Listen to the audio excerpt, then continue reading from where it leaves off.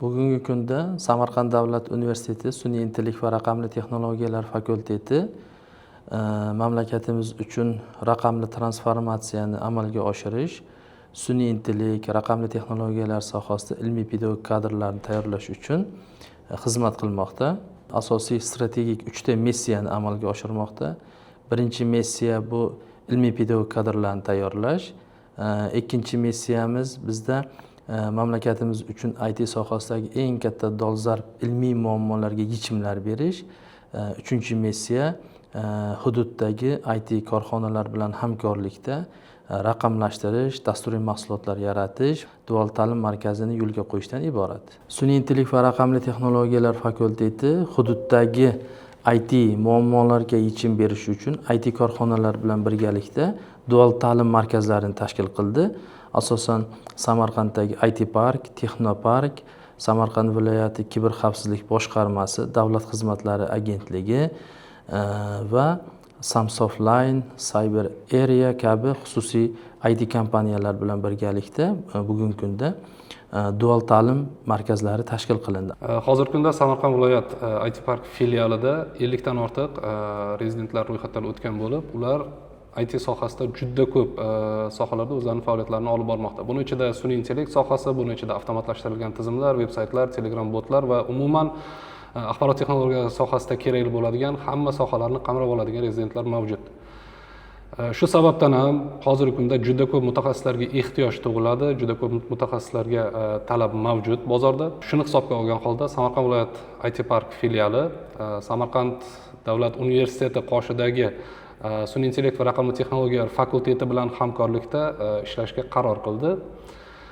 Natijada hozirgi kunda mana shu ikki tashkilot o'rtasida dual ta'lim markazlarini tashkil qilish va ularda talabalarni amaliyotga yo'naltirgan holatda bilimlarni mustahkamlashga e'tibor qaratilgan maxsus loyihalar ishlab chiqilgan.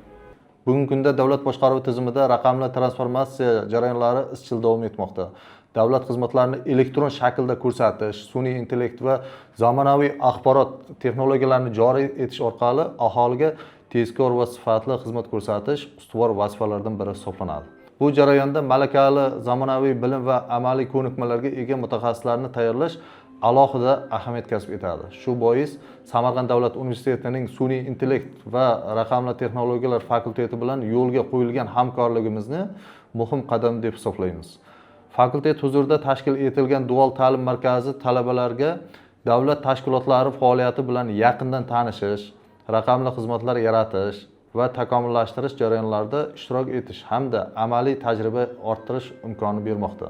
Fakultetda alohida IT markaz tashkil qilingan. Uning missiyasi talabalarni o'sha o'qishi davomida frilanserlik xizmatlari, IT bo'yicha o'zini mehnat bozorida ish joyini topib ketish uchun xizmat qiladi. Bugungi kunda markazimizda mehnat bozorida yuqori talabga ega bo'lgan kadrlarni tayyorlashga alohida e'tibor qaratilmoqda. Shu maqsadda iqtidorli talabalarni saralab olib, darsdan bo'sh vaqtlarda amaliy mashg'ulotlarga jalb etilmoqda. Ular tajribali mentorlar rahbarligida o'zlarining startap va IT loyihalari ustida real amaliy tajriba orttirishmoqda. Hozirgi kunda markazimiz tomonidan 50 dan ortiq mobil ilovalar va veb-saytlar ishlab chiqilgan va ular mahalliy bozorlarda talabalar tomonidan amaliyotga joriy qilingan.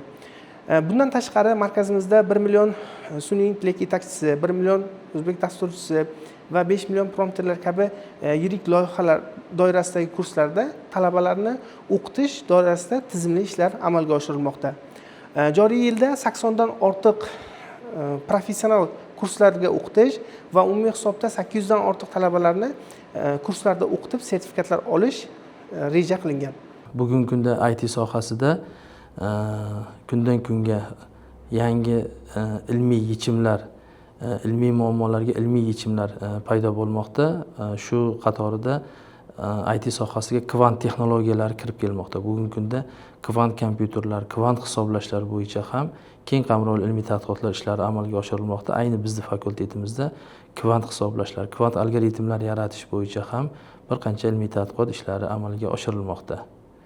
Bugungi kunda kvant texnologiyalari dunyo bo'ylab juda ham tez rivojlanmoqda. Shu jumladan Samarqand davlat universitetida bizlar kvant sohasida ilmiy ishlar olib bormoqdamiz. ilmiy ishlarimizni salohiyatini oshirish sifatida bizlar chet mamlakatlardan kvant kompyuterlar olib kelmoqdamiz.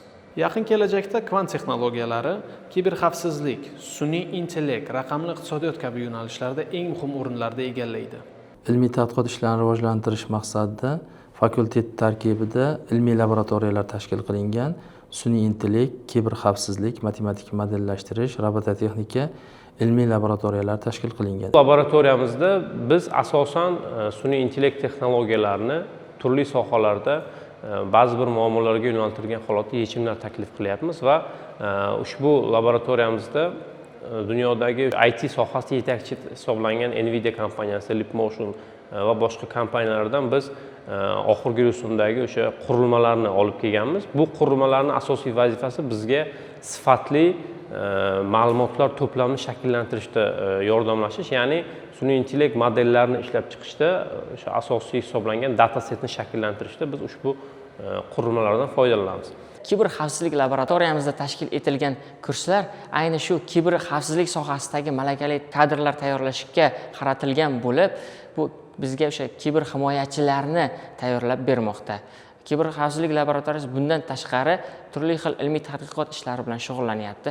Ayniqsa mashinaviy o'qitish algoritmlari yordamida zamonaviy kiber tahdidlarni aniqlash va ularni oldindan payqab, ularni oldini olish kabi ilmiy tadqiqot ishlari. Shu bilan birga kvant, post-kvant kriptografik algoritmlar ishlab chiqish, kriptobardosh yuqori bo'lgan kriptografik algoritmlarga yechimlar berish bilan shug'ullanmoqda. Bizning fakultetda asosan sun'iy intellekt masalalariga ilmiy yechim berish maqsadida tibbiyot uchun kasalliklarni erta tashxislash masalalari, qishloq xo'jaligida hosildorlikni oshirish, tuproq tarkibini tahlil qilish, ekologiya sohasida suvning sifatini buzilishi, suv tarkibidagi elementlarni monitoring qilish, tahlil qilish masalalariga ilmiy yechimlar berilmoqda. Avtomobil sozlikda asosan o'sha smart avtomobillarda aqlli boshqaruv tizimlari ishlab chiqish bo'yicha ham keng qamrovli ilmiy tadqiqot ishlari amalga oshirilmoqda.